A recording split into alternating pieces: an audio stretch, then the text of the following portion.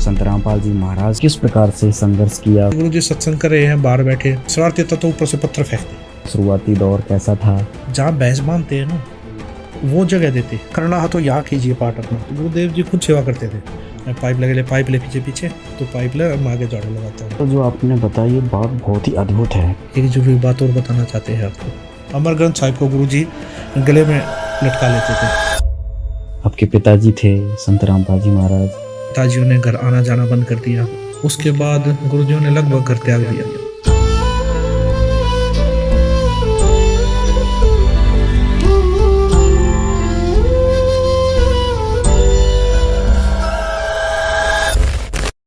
गुरु गद्दियों की बात करें तो महाभारत हो जाती है। गुरु जी बोले यहाँ से मैं सुई भी नहीं लेके जाऊंगा। गुरुदेव जी छुड़ानी नाम जाया करते। मैं इसलिए जाता कि रास्ते में स्कूटर चलाने को मिलेगी। गुरु जी ने एक शब्द भी गाया, बड़ा मार्मिक शब्द गाया गुरु जी ने।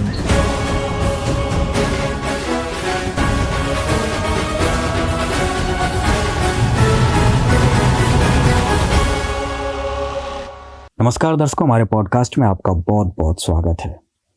दर्शकों, हमारा आज का विषय है संत रामपाल जी महाराज का जो ज्ञान है, संत रामपाल जी महाराज की जो ख्याति है, संत रामपाल जी महाराज की जो प्रसिद्धि है वो आज विश्व भर में पहुंच चुकी है।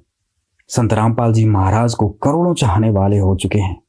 तो आज हम सभी के लिए एक ऐसा मुद्दा लेकर आए हैं कि किस प्रकार संत रामपाल जी महाराज ने इस विश्व कल्याण मिशन को सफल बनाया। संत रामपाल जी महाराज का मिशन लगभग 30 वर्षों से चल रहा है। तो किस प्रकार से इस मिशन की शुरुआत हुई, शुरुआती दौर कैसा था, क्या संघर्ष करने पड़े, किन परिस्थितियों से गुजरना पड़ा, उन सभी बातों को आज हम आपको बताएंगे। इन सभी बातों को बताने के लिए हमारे साथ खास मेहमान जुड़े हुए हैं जिन्होंने संत रामपाल जी महाराज के संघर्ष को, शुरुआती दौर को बहुत ही करीबी से देखा हुआ है। तो आइए शुरू करते हैं। हमारे साथ जुड़े हुए हैं संत रामपाल जी महाराज के छोटे पुत्र मनोज दास जी। नमस्कार मनोज जी। अभिषेक जी नमस्कार। सत साहिब जी सच।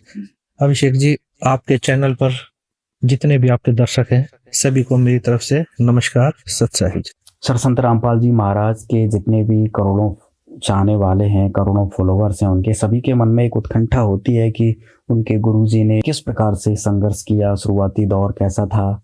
आप संत रामपाल जी के छोटे बेटे हैं, तो आपने किस प्रकार से उन शुरुआती दौरों को देखा है, क्या महसूस किया है, क्या यादें आपके पास आज हैं जो आज हमारे दर्शकों को बता सकते हैं।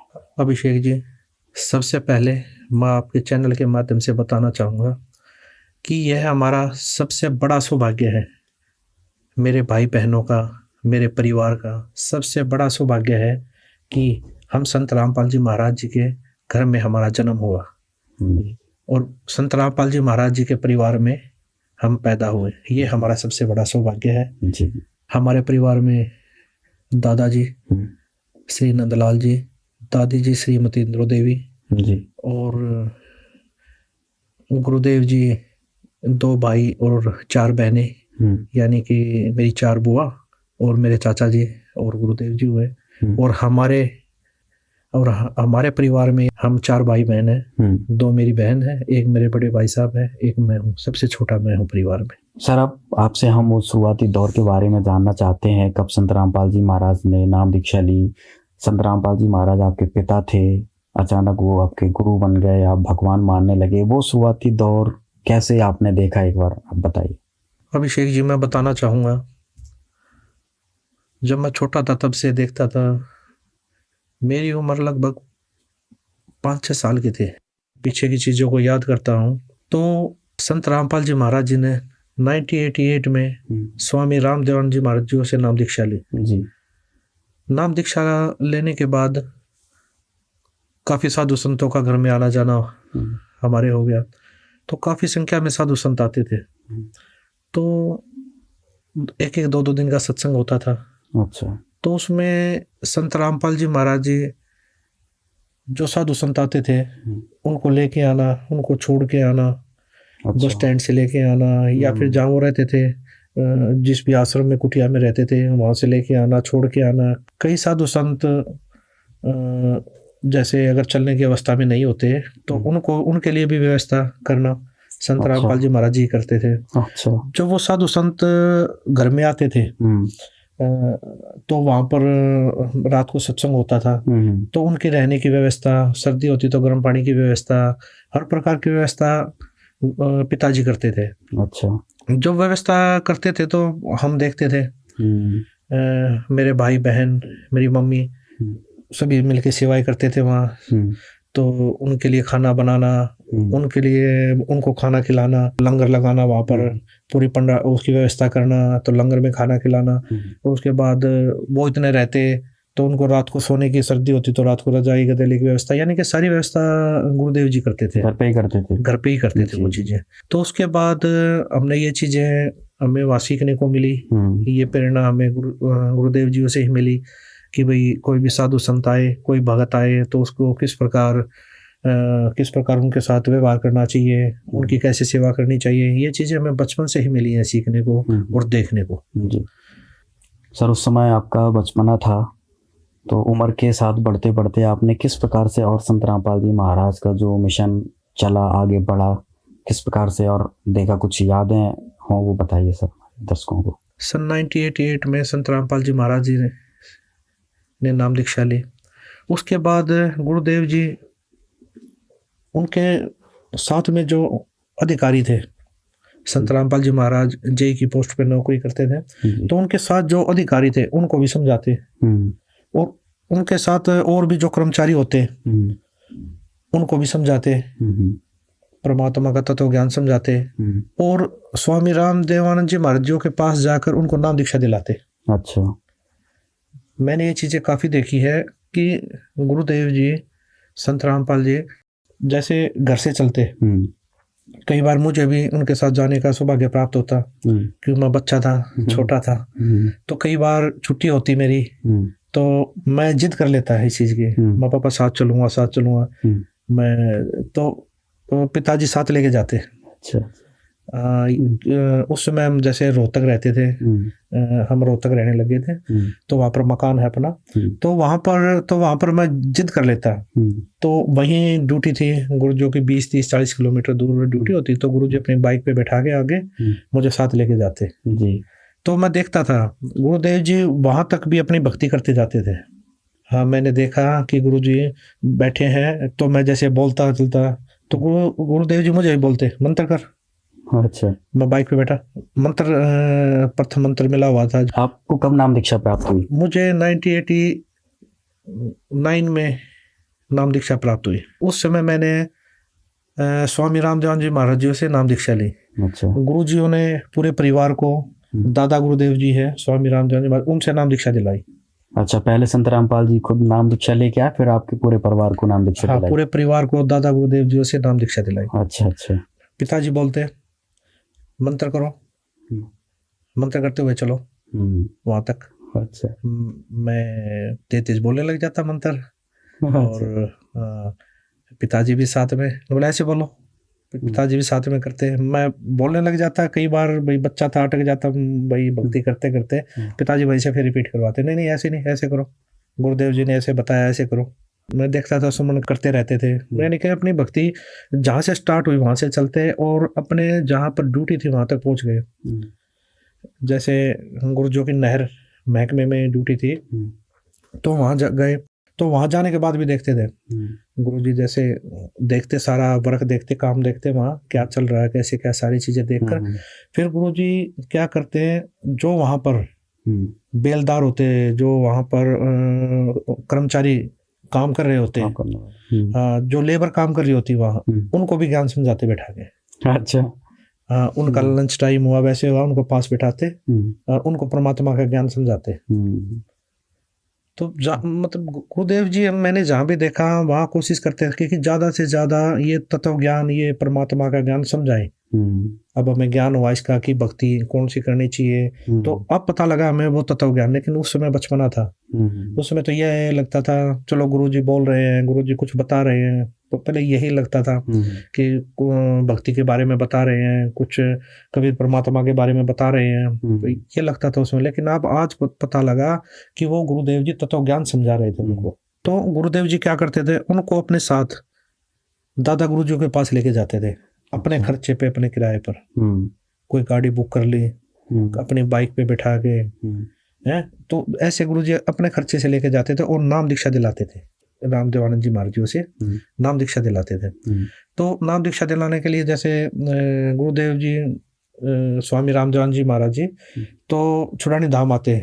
अच्छा, वहाँ उनका आश्रम था। हाँ, छुड़ानी धाम एक गरीबदास जी संत हुए हैं, तो उनको कबीर परमात्मा जी मिले थे। जी। वो कबीर परमात्मा जब मिले तो गरीबदास जी को सतलोक दिखा के लाए, वो सचखंड, वो सचखंड दिखा के लाए।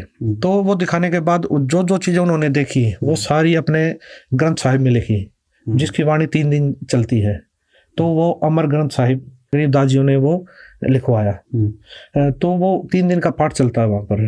तो वहाँ पर एक ये लगा लीजिए एक आश्रम टाइप बना हुआ है, 3 दिन का वहाँ पाठ चलता है। तो वहाँ पर स्वामी रामदेवानंद जी महाराज जी आते थे। स्वामी रामदेव जी महाराज वहीं आते थे, तो उनके पास लेके जाते, उनको नाम दीक्षा दिलाते। जितने भी श्रद्धालु थे, जितने भी ज्ञान समझ चुके थे, तो उनको लेके जाते। तो ये मैंने काफी बार देखा है कि काफी संख्या में, हजारों की संख्या में नाम दीक्षा दिलाई संत रामपाल जी महाराज जी ने दादा गुरुजियों से। सर, जब वो दौर चल रहा था, संत रामपाल जी ने नाम दीक्षा ले ली, फिर दूसरों को ज्ञान समझा के नाम दीक्षा स्वामी जी से दिलाते थे, तो उस समय की कोई घटना क्रम आपको याद हो तो बताइए हमारे दर्शकों को। मैं आपको बताना चाहूँगा, जब मैं छोटा था तो मुझे स्कूटर चलाने का बड़ा शौक था।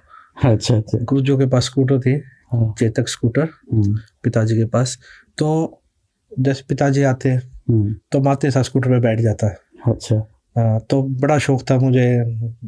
हर बच्चे को एक होता है, शौक होता है कि भाई घर में कोई चीज़ है उसको चलाऊं। तो मुझे भी बड़ा शौक था। तो गुरुदेव जी छुड़ानी धाम जाया करते, तो मैं भी साथ जाता। मैं इसलिए जाता कि रास्ते में स्कूटर चलाने को मिलेगी। और गुरुजी स्कूटर देते भी थे रास्ते में चलाने के लिए। जैसे हाईवे होता तो हाईवे से अप्रोच रोड होता तो गुरुजी वहां देते।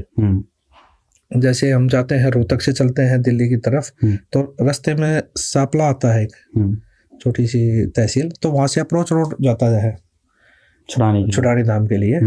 तो वहां पर गुरुदेव जी देते थे। तो गुरुदेव जी देते थे, स्कूटर दे देते, गुरुदेव जी पीछे बैठ जाते और गुरुदेव जी पीछे बैठते पकड़ लेते थे, साथ में पकड़ लेते। तो मैं चलाता, तेज करता, कोई मंदा करता। मुझे शौक था, मैं चलो छुड़ानी धाम जा रहे हैं और स्कूटर चलाने को मिलेगी। तो वहां जाते थे तो वहां ये था, मेला लगता था, खिलौने मिलेंगे खेलने के लिए, खिलौने खरीदूंगा फिर खेलूंगा। और तो ये एक कुछ भी लगा लीजिए इस चीज को, ये एक बड़ा ही वो बच्चों को होता है, उत्सुकता होती है। तो मैं इस प्रकार जाता था। तो गुरुजी साथ जाते, तो गुरुजी जैसे स्कूटर चलाने को देते तो वहां पर खिलौने दिलाते। अच्छा। खिलौने दिला के मैं वहां खेलता। खेलने के बाद गुरुदेव जी मेरे को बोलते, बहुत खेल लिया ना। हाँ पापा, बहुत खेलता, बचपना था, बोला चल मेरे साथ। तो गुरुदेव जी मुझे लेके जाते अंदर भंडारे में। अच्छा। हाँ, वहां पर 3 दिन का पाठ चलता। तो मैं हजारों की संख्या में श्रद्धालु आते हैं वहाँ, साधु संत आते हैं, श्रद्धालु आते हैं। तो वहां पर भंडारे में सेवा करवाते मेरे से। अच्छा। हाँ, मेरे को बोलते प्लेट उठाओ, जितने प्लेट रखो यहाँ, जितने भी साधु संत आए हुए श्रद्धालु आते हैं तो सेवा करते। कोले, कटोरे, गिलास हैं, ये रखो सारे। जितने भी साधु संत बैठते हैं उनके आगे प्लेटें रखते हैं, भाई जैसे मेहमान आते हैं इस प्रकार वहाँ सारी सेवा करते हैं। ये चीजें काफी सेवा करने को मिली वहाँ। गुरुदेव जी बताते अब ये सेवा, गुरुदेव जी खुद सेवा करते थे। अच्छा। वहाँ साधु संतों के सामने प्लेटें रखना, कटोरे रखना, उनको सब्जी डालना और भंडारे में फुल्के राम बनवाना, यानी कि रोटियां बनवाना। उसके बाद उनको भाई रोटी, भाई वहां से सेवा पूरी होने के बाद फिर भंडार घर में चले जाते गुरुदेव जी। फिर वहां पर सेवा करते, बाल्टी लेकर सभी को सब्जी डालना, उसके बाद फुल्के वितरित करना, उसके बाद पानी देना, जो भी होता मैंने देखा वहां पर। अच्छा। और तो और उसके बाद जब सारे साधु संत खा के चले जाते खाना, तो वहां पर पोछा लगाना। अच्छा। ये चीज मैंने आंखों से देखी है। गुरुदेव जी बाल्टी लाते और वो अपना पोछा होता है जो लगाते हैं घरों में, वो वाला गुरुजी लेके आते कपड़ा। उसके बाद पूरे जितना बड़ा पंडाल होता सारे पे पोछा लगाते। अच्छा। और उसके बाद धुलते। उसके बाद पूरे उसकी जितना जहाँ भंडारा करते हैं उसकी सफाई करते। अच्छा। हाँ, उसकी सफाई करते झाड़ू के साथ, साथ में मेरे को लगाते।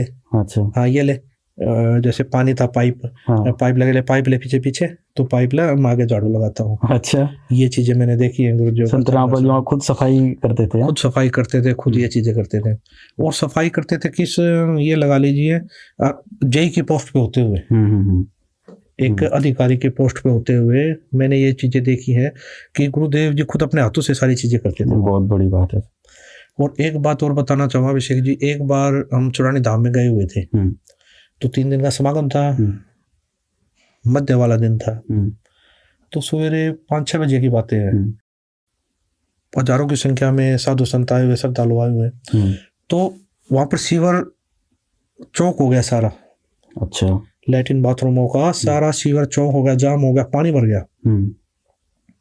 तो पानी भर गया तो सारा अफरा तफरी मच गई वहाँ। भाई वही लैट्रिन बाथरूम थे जितने थे, 100-150 लैट्रिन बाथरूम थे, सारे जाम, ब्लॉक। पर जो, तो गुरुजी ने देखा ये क्या हो गया।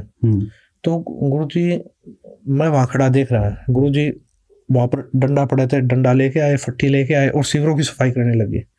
ढक्कन उठाया, सीवरों की सफाई वहां पर करने। एक जेई अधिकारी होते हुए उनको देखकर कि जेई साहब लगे हुए हैं, गुरुजियों को काफी संख्या में जानते भी थे वहां, तो उनको देखकर, गुरुजियों को देखकर और भी आए, और भी श्रद्धालु जो आए हुए थे उनको देखकर, देखो जेई साहब भी लगे हुए हैं। अच्छा है, मतलब सफाई में लगे, वो भी शिविरों की सफाई में, उनको देखकर वो भी साथ लगे। फिर तो उन्होंने मिलकर सारी सफाई करवाई। सफाई होने के बाद लैट्रिन बाथरूम सारे, ये नहीं वो रूटीन, मतलब उसके बाद लैट्रिन बाथरूम साफ करना, सारी चीजें गुरुजी करते थे सारे। जैसे 9-10 बजे तक नहा के सारे साधु चले जाते, फिर भीड़ कम हो जाती है, उसके बाद बाल्टी लेके पूरे लैट्रिन बाथरूमों की सफाई करना।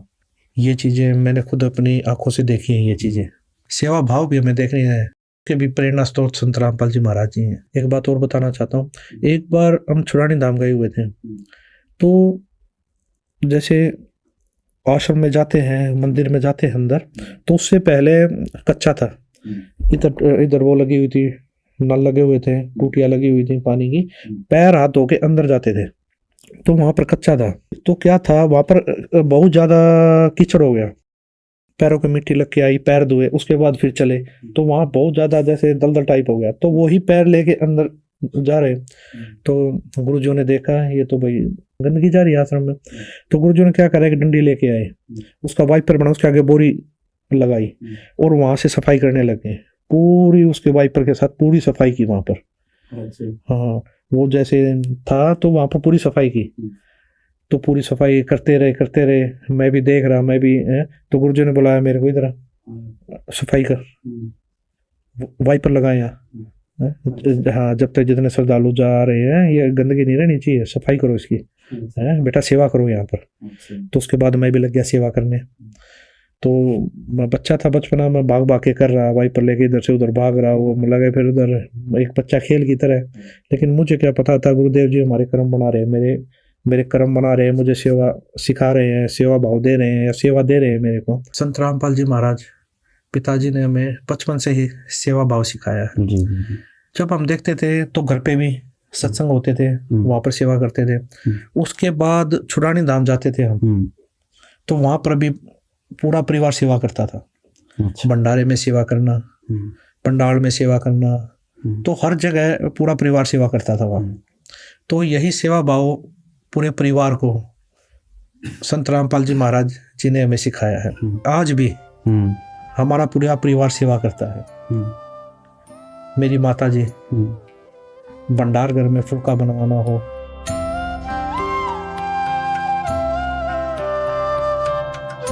सफाई की सेवा हो,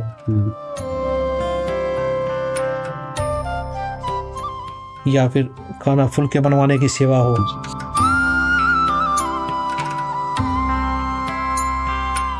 मेरे भाई, मेरी बहनें,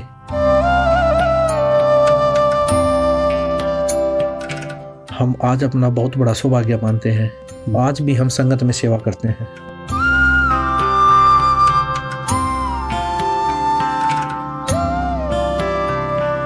आज भी हमारा परिवार भंडारे में सेवा करना या आश्रम में किसी प्रकार की भी सेवा, वो सारी सेवाएं करते हैं। आज भी मेरे बड़े भाई साहब और मैं, हमें जहाँ भी सेवा मिल जाती है वहाँ सेवा करते हैं, चाहे वो भंडारघर हो, चाहे आश्रम में कोई भी सेवा हो। आज भी हमारा बड़ा सौभाग्य मानते हैं हम दोनों भाई कि हमें परमात्मा ने सेवा का मौका दे रखा है। जब संत रामपाल जी महाराज पिताजी एक पोस्ट पर होते थे, एक जेई की पोस्ट पर होते थे, एक अधिकारी होते थे, उन्होंने भी कभी सेवाओं को छोटा बड़ा नहीं समझा। भंडारघर में सेवा करना, लैट्रिन बाथरूमों में सेवा करना, सफाई की सेवा करना, सब वो करते थे। वही प्रेरणा आज हमारे अंदर भी है। चाहे आश्रम में किसी प्रकार की सेवा हो, वो हमारा पूरा परिवार ये सेवाएं करता है।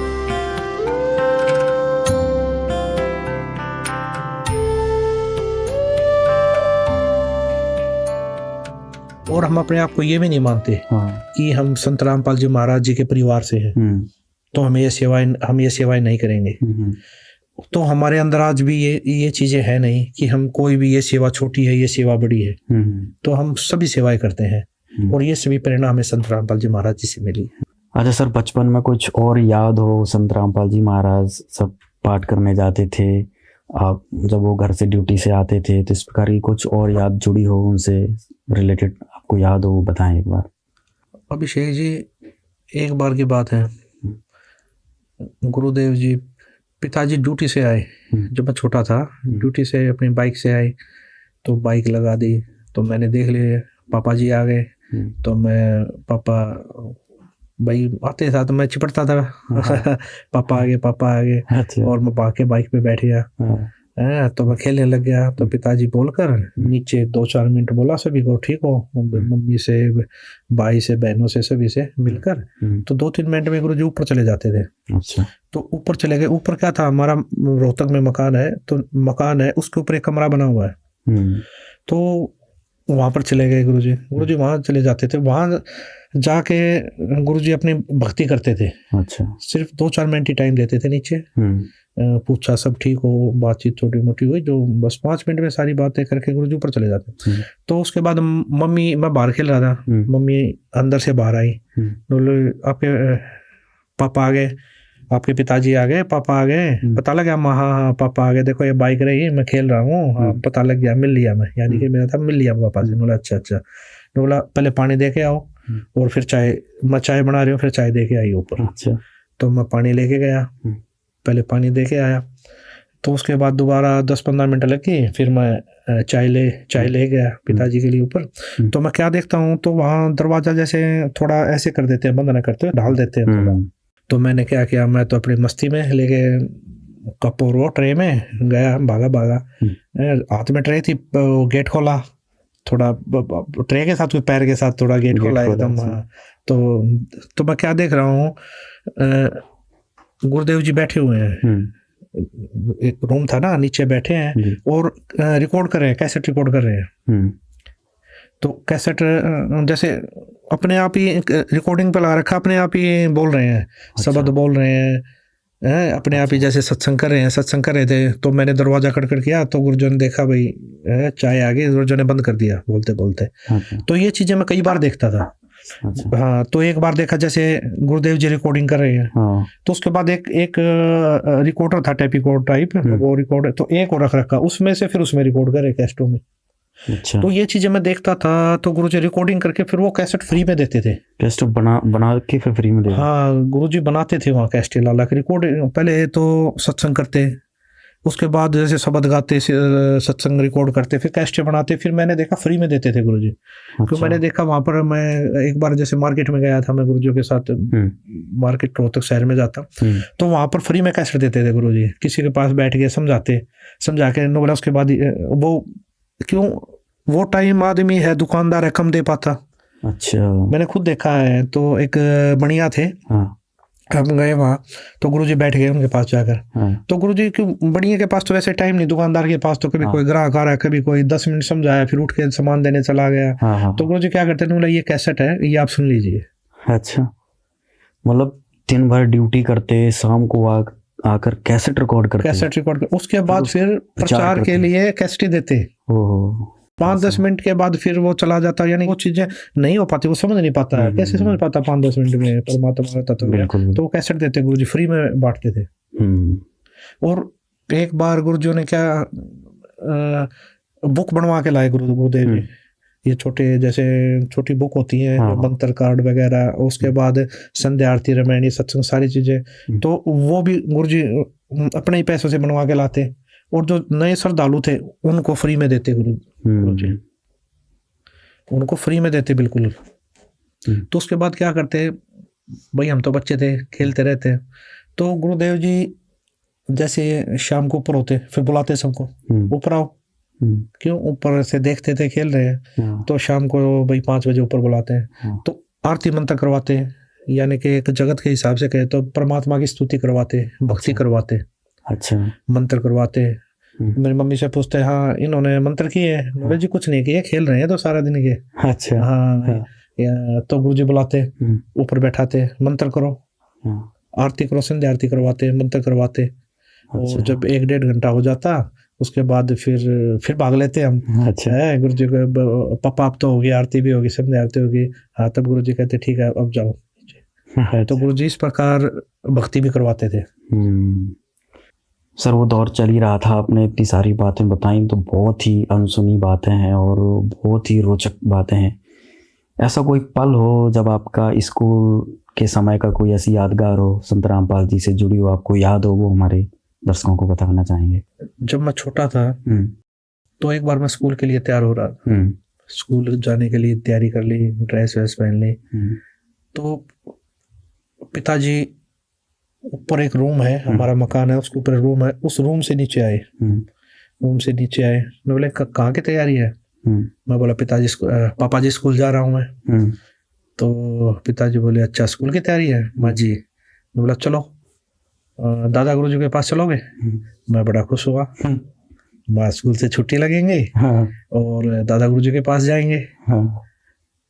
तो बड़ी खुशी हुई, माँ हाँ जी चलूंगा चलूंगा। उसके बाद पिताजी ने मम्मी जी को बोला कि इसको तैयार कर दो और 2 जोड़ी कपड़े डाल दो, हम स्वामी रामदेव महाराज जी के पास पंजाब में तलवंडी बाई जा रहे हैं। तो मम्मी जी ने तैयार कर दिया, मैं चल पड़ा पिताजी के साथ। तो हम तलवंडी बाई पहुंचे।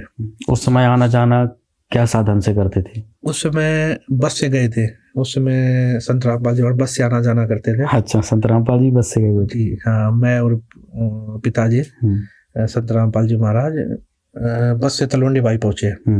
तो वो टाइम था लगभग 12-1 बजे का था, 12-1 बजे हुए थे। तो हम तलवंडी बाई, जो स्वामी रामदेव जी महाराज के कई आश्रम है, तो वो तलवंडी बाई, मोगा, चुड़ानी, नजफगढ़, बहुत जगह आश्रम थे स्वामी रामदेव जी महाराज के। तो और लाखों की संख्या में स्वामी रामदेव महाराज के शिष्य भी थे। तो हम तलवंडी बाई पहुंचे आश्रम में। पहुंचने के बाद श्रद्धालु जो वहाँ सेवा कर रहे थे सबसे सत्साहिब हुई, तो वहाँ बैठे, तो दादा गुरुदेव जी के बारे में पूछी, गुरुदेव जी कहाँ है? तो बताए जी वो विश्राम कर रहे हैं कमरे में अंदर। तो जब विश्राम कर रहे थे तो एक श्रद्धालु बोला जी दादा गुरुदेव जी को उठा देते हैं।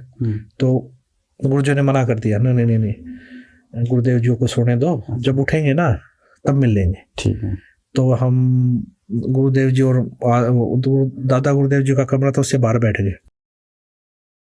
तो बाहर बैठ गए तो हम श्रद्धालु जो वहाँ सेवा कर रहे थे वो चाय ले आया, तो हमने वहाँ बैठकर चाय पी। तो चाय पी रहे थे, इतनी देर में अंदर से आवाज आई, खटखट की आवाज आई। तो जो सेवा कर रहा था वो, हाँ जो श्रद्धालु हमारे साथ बातचीत कर रहा था बैठा था, वो एकदम उठ के अंदर भागा। वो माँ क्या हुआ? पिताजी बोले क्या हुआ? गुरुदेव जी उठ गए हैं। तो वो भागा अंदर। तो अंदर गया तो हम बाहर खड़े थे, गुरुदेव जी इंतजार कर रहे थे हम। तो अंदर से जैसे श्रद्धालु ने जाके बताई कि हरियाणा से रामपाल जी आए हैं और उनका लड़का साथ आया है। तो दादा गुरुदेव जी, अंदर से आवाज आ रही, अंदर क्यों नहीं बुलाया उनको? दादा गुरुदेव जी अंदर क्यों नहीं आए, अंदर क्यों नहीं लेके आए आप उनको? अच्छा। वो कह रहा जी आप विश्राम कर रहे थे, उठाया क्यों नहीं मेरे को? अच्छा, आपने उठाया क्यों नहीं? जब वो आए हुए थे तो उठाया क्यों नहीं मेरे को? अंदर क्यों नहीं लेके आए आप? अच्छा। तो एक श्रद्धालु और था, वो भागा आया अंदर से बाहर, ने बोला जी गुरुदेव जी बुला रहे हैं आपको, अंदर आ जाओ, जल्दी आ जाओ, यानी कि जल्दी ही उसमें आओ। तो गुरुदेव जी बोले, बोले क्या बात हुई? उनको रोका, कुछ बात होगी क्या? कि वो बोले कोई ऐसी बात तो नहीं होगी जिससे दादा गुरुदेव जी स्वामी रामदेव जी महाराज मुझसे नाराज हो गए हो कभी? कोई ऐसी बात तो नहीं हो रखी है? गुरु जी बोले, नहीं जी, नाराज नहीं, वो तो यूं कह रहे हैं, वो तो ये दादा गुरुदेव जी ये कह रहे हैं, उनको पहले क्यों नहीं बुलाया? अच्छा। मुझे उठाया क्यों नहीं? वो तो इसलिए बोल रहे हैं। तो उसके बाद अंदर गए, तो दादा गुरुदेव जी यूं देखकर, रूम था, तो दादा गुरुदेव जी यूं देखकर, यूं गेट की तरफ देखकर यूं उठ रहे। अच्छा। यानी कि गुरु जी अंदर आए, उनको देखकर उठने लगे। अच्छा। अपनी चारपाई से। अच्छा। हाँ, उठने लगे। तो गुरुजी, हम स्पीड से चले रहे थे, जाके गुरुजी के चरण लिए, चरण लेके गुरुजी के खड़े, तो दादा गुरुजी उठ रहे थे, उठते साथ बोले जी आप यहाँ बैठिए। अच्छा। दादा गुरुदेव जी बोले जी आप बैठिए। संत रामपाल जी महाराज, संत रामपाल जी महाराज जी को बोले जी आप बैठिए यहाँ। आप श्रद्धालु जो दो सेवक थे वो खड़े थे वहाँ, वो भी आश्चर्य में, दादा गुरुजी क्या बोल रहे हैं। और दादा गुरुदेव जी हाथ जोड़ कर बोले जी आप बैठिए। तो गुरुदेव जी ने हाथ जोड़े, नौलाना ने नहीं जी आप बैठिए। गुरुदेव जी ये स्थान तो आपका है, आप बैठिए। गुरुदेव जी, दादा गुरुदेव जी भी यूं करके नहीं जी आप बैठिए। कम से कम 2-3 मिनट तक ये चीजें चलती रही। अच्छा। जैसे कोई घर में मेहमान आ जाता, हम कहते जी बैठिए, वो कहने नहीं जी पहले आप बैठिए। तो कम से कम 2-3 मिनट तक ये चीजें चली है, मैंने देखी है ये चीजें। बच्चा था उस समय, ध्यान नहीं था भाई इतना। सर ये तो जो आपने बताई ये बात बहुत ही अद्भुत है, क्योंकि सनातन धर्म में, हिंदू धर्म में, अपनी गुरु परंपरा में अगर देखा जाए तो गुरु पद उच्च होता है और शिष्य का स्थान जो होता है वो नीचे होता है। आज इस प्रकार से आप एक घटना का जिक्र कर रहे हैं, तो स्वामी जी अपने चारपाई पे संत रामपाल जी महाराज को बिठाने के लिए बोल रहे हैं। जी, ये चीजें मुझे भी, चलो उस समय बचपना था इतनी समझ में, लेकिन आंखों के सामने ये चीजें चल तो रही थी। ये क्या हुआ उस समय? हाँ, ये क्या हो रहा है? और उस समय 2 सेवक भी वहीं खड़े, वो भी आश्चर्य में, उनकी भी वो भी यूं देख रहे बिल्कुल ये चीजें, स्वामी रामदेव जी महाराज जी मतलब क्या कर रहे हैं। तो ये चीजें 2-3 मिनट तक चली, वो मैंने देखी वहां पर। वो चीजें जब देखी तो गुरुदेव जियों ने बड़े ही मतलब ये लगा लिए, बड़े ही आधीनता से कई बार प्रार्थना करने के बाद स्वामी रामदेव महाराज जी को चारपाई पे वापस बैठाया। फिर भी स्वामी रामदेव महाराज जी ये बोले वहां नहीं, चारपाई पे बैठो आप भी। गुरु जी को बोला आप चारपाई पे बैठो, फिर भी अच्छा। नीचे नहीं बैठना है। गुरुदेव जी ने चरण पकड़े और गुरु जी के चरण लिए, चरण लेके गुरुदेव जी नीचे बैठ गए, चरण दबाने लगे। गुरुदेव संत रामपाल जी महाराज जी बोले, नोला जी, संत रामपाल जी महाराज जी चरण सेवा करने लगे, तो मैं भी चरण सेवा करने लग गया। तो स्वामी रामदेव जी महाराज जी तब भी मैं देख रहा था, उस समय भी बड़े ही गुरुजों की तरफ देखते रहे, फिर भी मतलब यूं देखते रहे, गुरुजों की तरफ देखते रहे। अच्छा। हाँ, ये चीज बड़ा ही अचंभित लगी उस समय, मैं देख रहा था, मैं ये क्या चीज है क्या नहीं। श्रद्धालु जो सेवक खड़े थे वो तो मतलब ये लगा लीजिए देखते ही रहे, बिल्कुल आंखें फटी रह गई उनकी। दादा गुरुदेव जी क्या इतना महत्व दे रहे हैं, क्या बात है। तो ये चीजें मैंने देखी उस समय। तो ये चीजें जो समझ में आ रही हैं, ये चीजें तो जैसे सत्संग सुनने को मिले, संत रामपाल जी महाराज जी को पता लगा। उस समय भी आज से 600 साल पहले भी ये घटना घटी थी। अच्छा, कैसे? ये जिस समय कबीर परमात्मा जी आए उस समय भी स्वामी रामानंद जी महाराज कबीर साहब जी के गुरु जी थे, नाम दीक्षा ली थी। तो कबीर परमात्मा स्वामी रामानंद जी महाराज जी को सतलोक दिखा के लाए, वो सचखंड दिखा के लाए, सारी इस काललोक का या इस पृथ्वी का लगा लीजिए जितने भी ब्रह्मांड सब दिखाया उन्होंने, उनको उनके बारे में जानकारी दी। तो ये सारी जानकारी मिलने के बाद स्वामी रामानंद जी महाराज जी को भक्ति का ज्ञान हो गया, उस सचखंड का ज्ञान हो गया। तो इसी प्रकार स्वामी रामानंद जी महाराज जियों ने कबीर परमात्मा को हाथ जोड़कर प्रार्थना की कि जी आप मुझे नाम दीक्षा दीजिए, आप ही परमात्मा हो। जब उनको ज्ञान होगा उन्होंने बोला आप ही परमात्मा हो। अच्छा। तो मैं कैसे बैठ सकता हूँ जी ऊपर, कैसे मैं आपका गुरु हो सकता हूँ। तो ये चीजें जब देखी, ये चीजें उस समय भी ये ये घटना घटी थी, ये विचित्र घटना हुई थी उसमें भी। तो स्वामी कबीर परमात्मा ने स्वामी रामानंद जी महाराज जी को भी यही बोला था उस समय कि जी गुरु और शिष्य, गुरु और शिष्य का नाता है, ये बना रहेगा, ये भक्ति काल का कलयुग तक। कबीर परमात्मा बोले ये चीजें चलेंगी और वहां तक लेके जानी है हमें, तो आप मेरे गुरु रहो, मैं आपका शिष्य रहूंगा। और ये भक्ति, जो भक्ति युग है, ये गुरु शिष्य का नाता बना रहेगा, ये मेरी आपसे प्रार्थना है। तो ये चीजें अब जो देखने को मिल रही है, ये चीजें कुछ मुझे तो लगा वही बिल्कुल, ये तो वही घटनाक्रम जो अभी आपने 600 वर्ष पहले कबीर जी का बताया, वही घटनाक्रम इस समय आपने जो देखा, ये तो बहुत ही अद्भुत बात है। जो हमारे दर्शक हैं वो इस घटना को देखकर समझ सकते हैं कि ये तो बिल्कुल प्रत्यक्ष दृष्टा थे मनोज जी वहाँ पर। और जो ये घटनाक्रम हुआ, इससे संत रामपाल जी महाराज के जो भक्त हैं वो समझ सकते हैं कि संत रामपाल जी महाराज कौन है। ये तो सर बहुत ही अद्भुत आपने घटना बताई है। इसके साथ सर कोई और याद जुड़ी हो? उसके बाद मैं बताना चाहूँगा एक और अद्भुत जो घटना घटी है मेरी आंखों के सामने, वो भी बताना चाहूँगा आपको जी। मैंने क्या देखा, एक बार स्वामी रामदेवानंद जी महाराज जी बैठे हुए और सैकड़ों की संख्या में श्रद्धालु बैठे हुए। दादा गुरुदेव जी ने संत रामपाल जी महाराज जी को बुलाया। अच्छा। बुलाने के बाद उनको अपने पास बैठाया।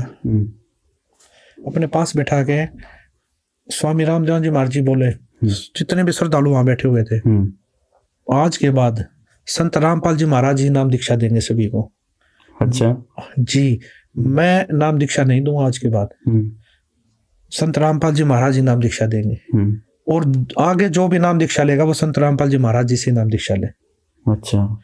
स्वामी रामदेवानंद जी महाराज जितने भी श्रद्धालु वहां पर बैठे हुए थे उनके सामने बोला, आज के बाद मैं तुम्हारा गुरु नहीं हूँ, आज के बाद आपके गुरु संत रामपाल जी महाराज हैं। आज के बाद यही आप सभी को नाम दीक्षा देंगे।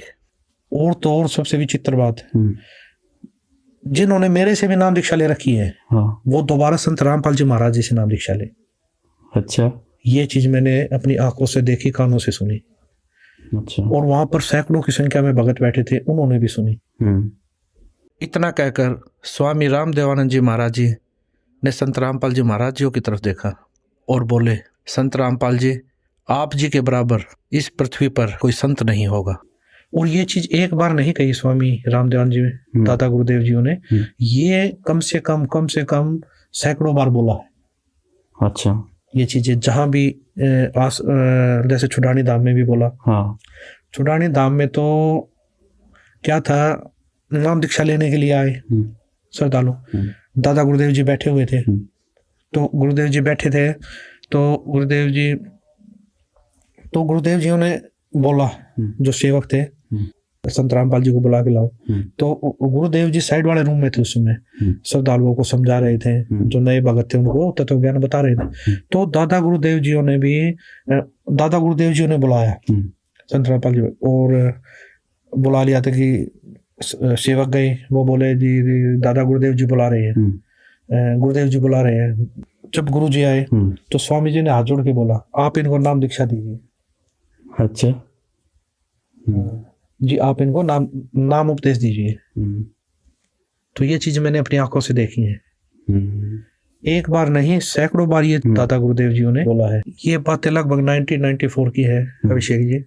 उस समय स्वामी रामदेवानंद जी महाराज जी ने संत रामपाल जी महाराज जी को नाम दीक्षा देने का अधिकार दे दिया। ये सर वो समय आपने कैसे महसूस किया? फिर आपके पिताजी थे संत रामपाल जी महाराज, फिर गुरु पद मिल गया उनको, गुरु बन गए। आज तो खैर जगत गुरु हैं, वो सारी दुनिया के गुरु बन चुके हैं। तो वो पीरियड आपने कैसा फील किया कि आपके पिताजी गुरु बन चुके हैं? और फिर वो बात भी बताई कि आपने तो स्वामी जी से नाम दीक्षा ले ली थी, संत रामपाल जी से फिर क्या आपने नाम दीक्षा ली? जब नाम दीक्षा देने का अधिकार संत रामपाल जी महाराज जी को मिल गया, पहले तो गुरु जी ने स्वामी रामदेवानंद जी महाराज जी से नाम दीक्षा दिलाई थी हमें, पूरे परिवार को ही दिलाई थी। संत रामपाल जी महाराज जी ने हमने नाम दीक्षा ली। उसके बाद गुरुदेव जी ने जब दादा गुरुदेव जी स्वामी रामदेव जी महाराज जी ने नाम दीक्षा देने का अधिकार दे दिया था गुरु जी को। तो फिर हमने दोबारा संत रामपाल जी महाराज जी से नाम दीक्षा ली। गुरुदेव जी घर घर जाकर सत्संग करते थे, उनको समझाते, नाम दीक्षा देते। और सत्संग जब सत्संग करते थे, शुरुआती दौर था, सत्संग करते थे, एक घर में चले गए, वहां पर सत्संग करते। और गुरुदेव जी संत गरीबदास जी महाराज जी द्वारा लिखित अमर ग्रंथ साहिब, उसका 3 दिन का पाठ भी करते थे। जब 3 दिन का पाठ करते थे तो जब आपको स्टार्टिंग की बता रहा हूं मैं, शुरुआत में क्या होता था कि पूरे परिवार में एक ने नाम उपदेश ले रखा। जी। अब उनके पाठ करना या सत्संग करना, तो वहां पर जाते थे तो परिवार के सारे सदस्य नाराज कि हम सत्संग नहीं होने देंगे, पाठ नहीं करने देंगे।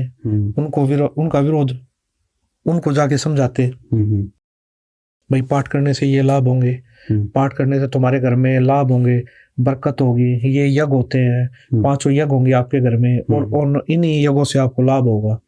तो ये चीजें समझाते। एक दो समझता नहीं समझता, तो वो क्या करते, चल एक्सेप्ट हो जाता, ठीक है कर लो। तो वो क्या देते थे, जब गुरुदेव जी देते, या तो जहाँ भैंस बांधते हैं ना, वो जगह देते।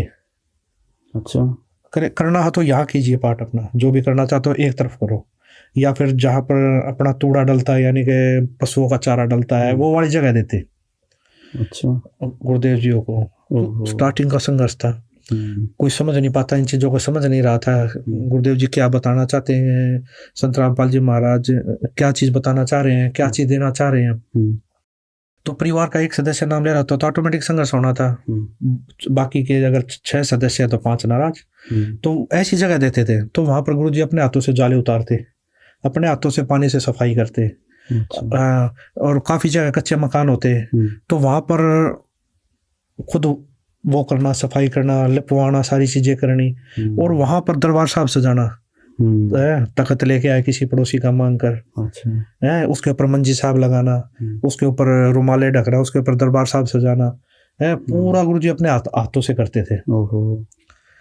और उसके बाद जो 10, 20, 30 श्रद्धालु होते वो बाद में आते, तो वो भी साथ लग के सेवा करते वहाँ। तो क्या था, या तो वहां देते, या फिर ऊपर कमरा होता है, हरियाणा भाषा में चौबारा बोलते हैं, मकान के ऊपर कोई भी कमरा है, वो देते थे कि एक तरफ रहो, वहां वहीं से आओ वहीं से जाओ। यानी कि ऐसा वो करते थे कि गुरुदेव जी तो उनको समझाना चाह रहे थे, उनके घर में बरकत इन उद्देश्य से लगे हुए थे, उनके घर में बीड़ी सिगरेट मांस तंबाकू छूटे, उनके घर में लाभ हो। लेकिन वो एक दूसरी दृष्टि से देखते थे कि उनकी भी गलती नहीं है, उनको भी ज्ञान नहीं था भक्ति का। उन्होंने ये चीजें देखी ही नहीं, कभी समाज ने ये चीजें देखी ही नहीं कि घर में भी इतने लाभ होते हैं, बीड़ी सिगरेट मांस तंबाकू सारी चीजें छूटती है इस ज्ञान से, गुरुजियों के सत्संग के, गुरुजियों के ज्ञान के आधार से। तो क्या हुआ, तो गुरुदेव जी सत्संग करते, फिर सत्संग करते ना समझाते, तो पारिवारिक सदस्य यहाँ नहीं, दूर बैठ के देखते।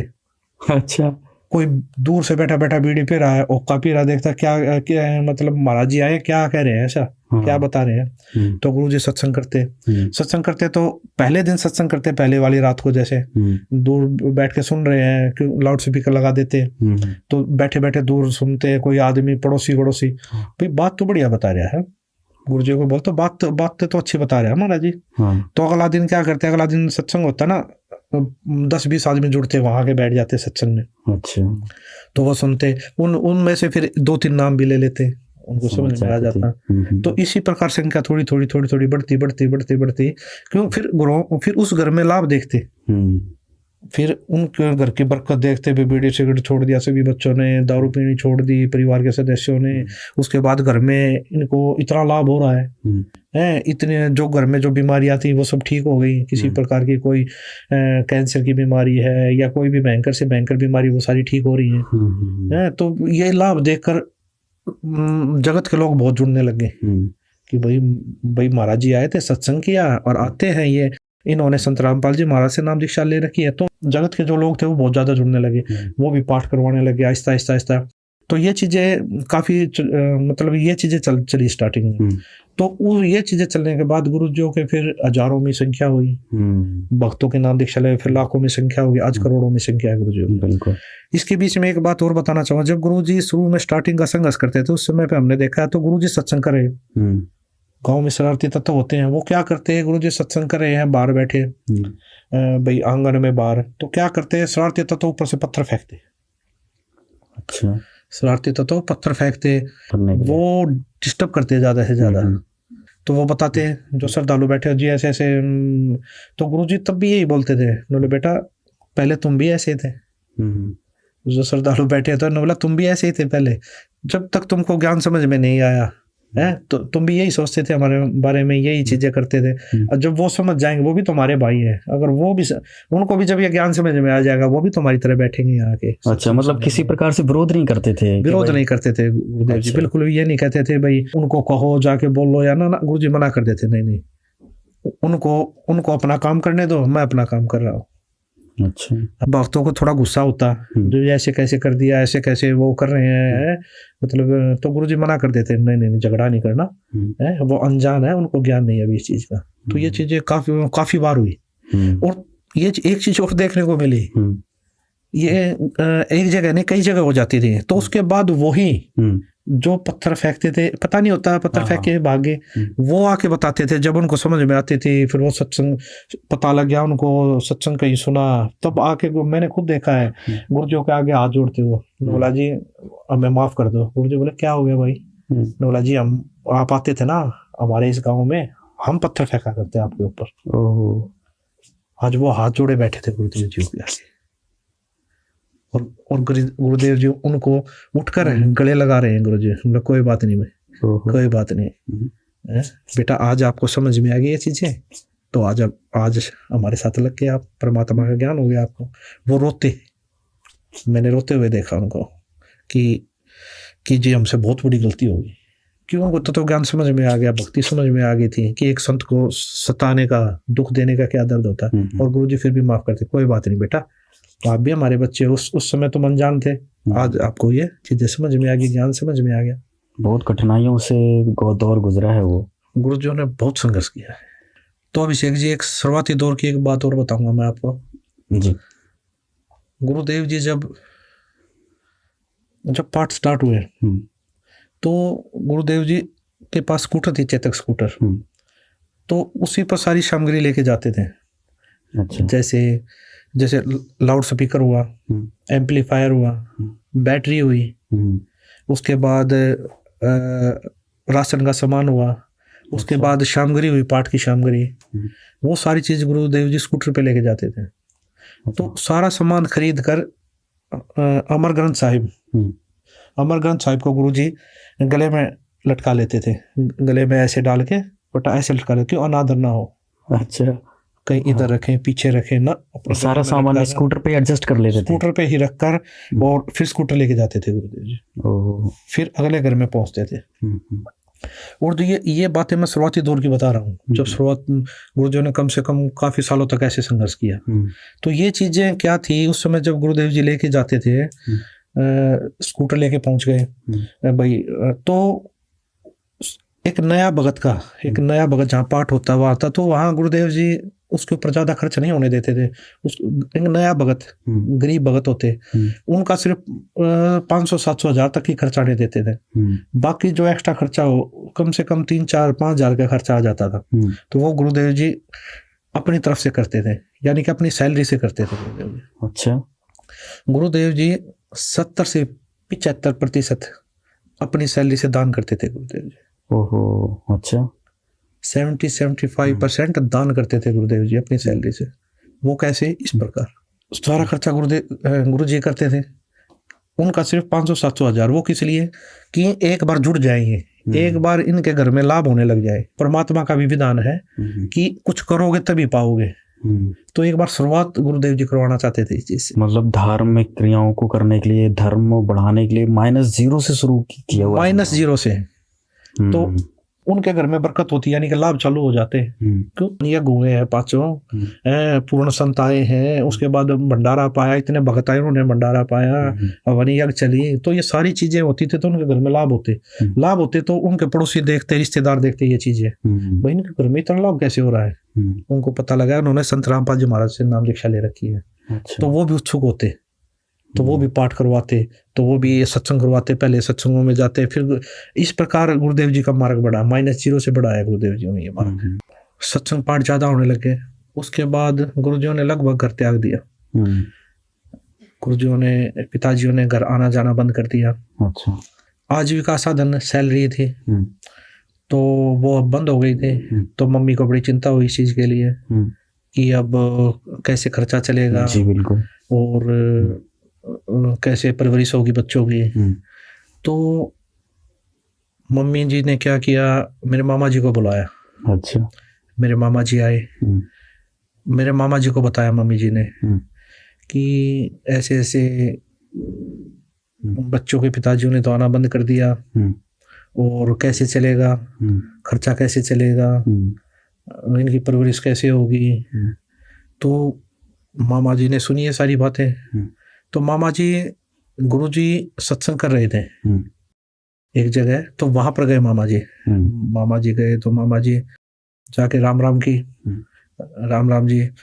तो गुरुजियों को, क्यों जेई की पोस्ट पे थे ना, तो वो उसी भाव से बोलते, साहब बोलते थे, जय साहब नमस्कार। अच्छा। तो वो बोले जय साहब राम राम। तो गुरुजी बोले, पिताजी बोले राम राम भाई, राम राम, आ जाओ बैठो। तो बैठे हैं मामा जी। तो चाय पानी ली मामा जी ने। तो उसके बाद मामा जी बोला जी कैसे चलेगा घर का खर्चा, आप तो घर आते ही नहीं, तो ऐसे कैसे गुजारा होगा।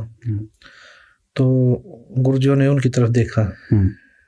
गुरुजी बोले, इस पूरी पृथ्वी को, गुरुजी बोले इस पूरी पृथ्वी को हाथी से लेकर चींटी तक वो परमात्मा खिला रहा है, क्या मेरे बच्चों को नहीं खिलाएगा वो? मेरे बच्चों को भूखा मार देगा वो परमात्मा? बहुत बड़ी बात बोली। तो उसके बाद मामा जी चुप, मामा जी सोच में पड़ गए। मामा जी ने प्रणाम किया और मामा जी वापसी चल पड़े। मामा जी वापसी मम्मी के पास आए। तो मम्मी के पास आए तो मम्मी जी को बताया, बोला क्या क्या बात हुई। तो मामा जी ने सारी बातें बताई, ये बात हुई। तो मम्मी जी बोले कैसे होगा। तो मामा जी बोला मेरी हिम्मत नहीं है दोबारा जाके ये बातें बोलने की। आज इतनी बड़ी बात बोल दी है उन्होंने। आज जय साहब ने इतनी बड़ी बात बोल दी है कि मेरी हिम्मत नहीं है दोबारा जाके बात करने की बहन। तो ऐसे चलता रहा। कुछ टाइम के बाद फिर मेरे चाचा जी, मम्मी ने अंकल जी को बुलाया, उनको भी बताई भाई खर्चा कैसे चलेगा, बच्चों की परवरिश कैसे होगी।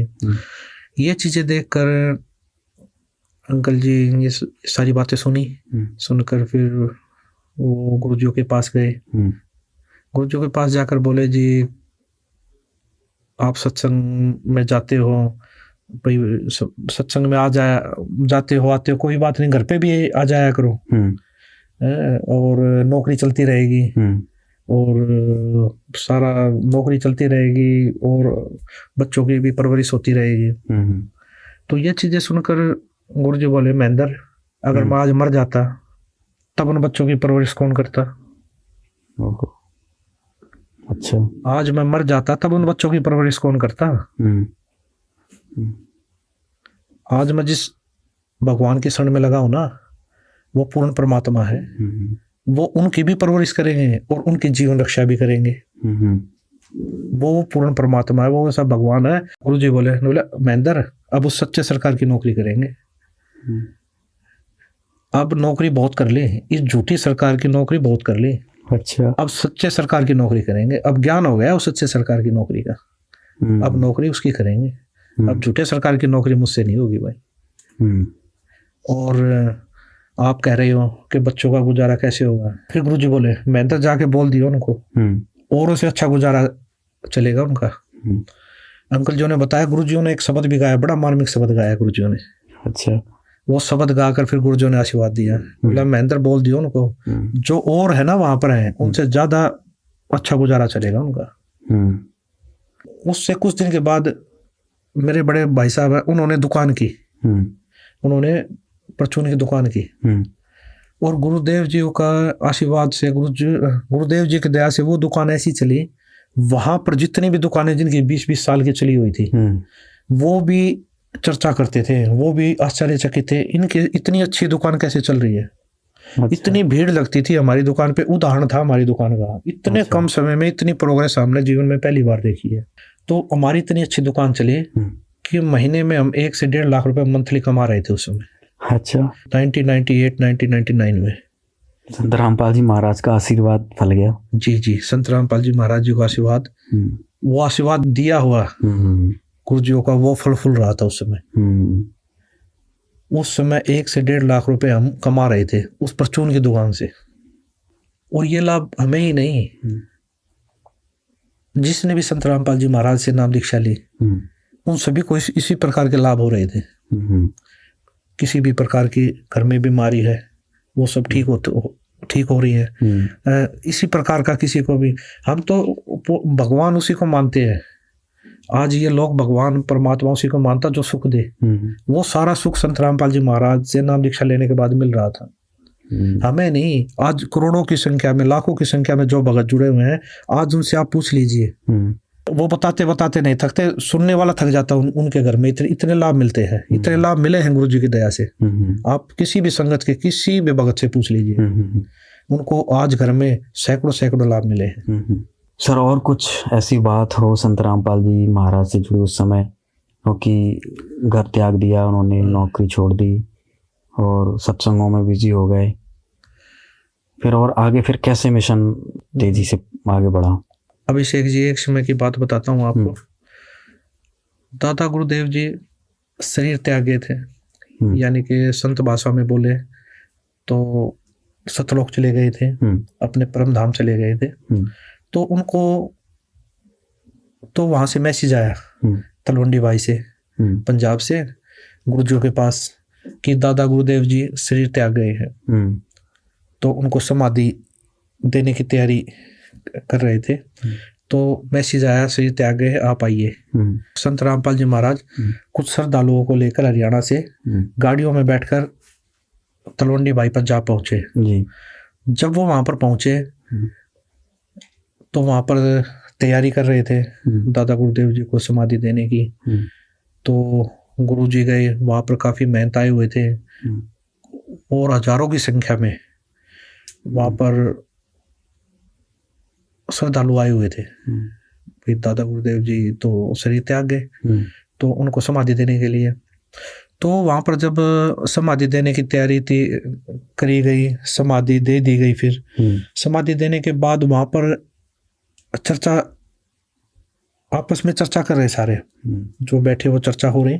चर्चा ये हो रही, बातचीत चल रही है। बातचीत ये चल रही थी कि अब तो जितने भी आश्रम हैं, जितने भी शिष्य हैं और जितनी भी वो व्यवस्थाएं हैं, या कोई सामान है या कोई भी चीज वहां पर, गाड़ी है या जो भी व्यवस्था, वो तो अब संत रामपाल जी महाराज जी के पास होंगे।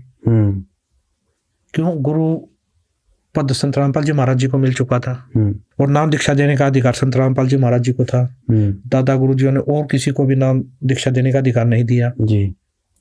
तो ऑटोमेटिक जो पुराने, जो वहाँ के भगत थे, महंत थे, उनमें चर्चा हो गई कि अब तो सारा सिस्टम संत रामपाल जी महाराज जी लेके जाएंगे। तो गुरुजियों की जो बातचीत चल रही तो गुरुजियों को ये बातें सुनाई दी कि बताई भक्तों ने आकर, जो गए जी ऐसे ऐसे चर्चा चल रही है। तो गुरु जी वहां पर खड़े हुए, गुरु जी खड़े होकर बोले कि मुझे कुछ नहीं चाहिए। अच्छा।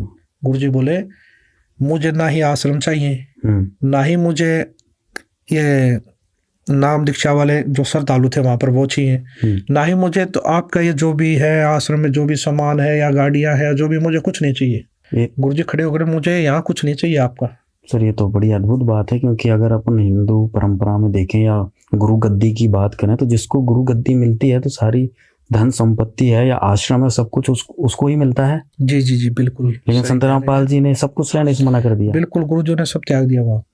बोला मुझे कुछ नहीं चाहिए, सब आप रखिए। हाँ। ये जितना भी है ये सब आप रखिए। आज मैं गुरुदेव जी बोले आज मेरे गुरुजी चले गए, कल को मैं चला जाऊंगा, परसों को आप लोग चले जाओगे। तो गुरुजी ने कम से कम 10 मिनट सत्संग किया वहां पर खड़े होकर इस चीज के ऊपर। अच्छा। और गुरुजी बोले मुझे यहाँ से मैं सुई भी नहीं लेके जाऊंगा। अगर किसी को सच्चा नाम चाहिए, सच्ची भक्ति चाहिए और जिसको सतलोक जाना है तो मैं हरियाणा में मिलूंगा। हरियाणा में आना और अपना कल्याण करवाना। तो ये सारी चीजें उसी टाइम गुरुजी सब चीज छोड़कर वापसी, जो भगत उस समय साथ गए थे उनके साथ बैठकर वापसी हरियाणा वापस आ गए। ये तो बहुत बड़ी बात है सर। संत रामपाल जी ने एक चीज भी नहीं ली वहां से, इतना बड़ा गुरु पद मिलने के बाद भी, सब कुछ बाहर मिलने के बाद भी। अभिषेक जी, सीखने के लिए तो हमें त्याग की भावना भी संत रामपाल जी महाराज से सीखने से मिलती है। बिल्कुल बिल्कुल। अगर हम थोड़ा सा जोर दें अपने दिमाग पर, थोड़ा सा सोचें तो इतना बड़ा त्याग करना ये भी हमें संत रामपाल जी महाराज से सीखने को मिलता है। जी। आज तक तो गुरु गद्दियों की बात करें तो दूसरे जो संगठन है या दूसरे जो पंथ है उन पे तो महाभारत हो जाती है गुरु गद्दी को लेके, लेकिन संत रामपाल जी महाराज ने तो हाथ तक भी नहीं लगाया इन चीजों। अभिषेक जी, एक बात और बताना चाहूंगा मैं जी। पाठ और सत्संग इतने बढ़ गए थे, गुरुदेव जी इतने व्यस्त हो गए थे पिताजी। मेरी शादी थी। अच्छा। मेरी शादी थी घर में। और संत रामपाल जी महाराज मेरे पिताजी पूना में सत्संग कर रहे थे। अच्छा, उस दिन पुणे में थे? पुणे में थे और पुणे में सत्संग कर रहे थे वो। मतलब कि शादी में भी नहीं आए जी। वो जन कल्याण के लिए, विश्व कल्याण के लिए इतने समर्पित हो चुके थे कि उनको ये भी ध्यान नहीं था कि आज मेरे लड़के की शादी है। बहुत ही रोचक बातें सर आपने बताई। और ये संत रामपाल जी महाराज के जितने भी फॉलोअर्स हैं, उनके भक्त हैं, ये सारी जो बातें आपने अनसुनी बातें बताई ये बहुत ही अद्भुत थी और कहीं ना कहीं बहुत ज़्यादा आज की हमारी चर्चा से बहुत ज़्यादा सीख मिलने वाली है। अभिषेक जी, एक जरूरी बात और बताना चाहते हैं। क्या है ये विशेष बात, आइए देखेंगे अगले एपिसोड में। तब तक के लिए दीजिए हमें इजाज़त। धन्यवाद।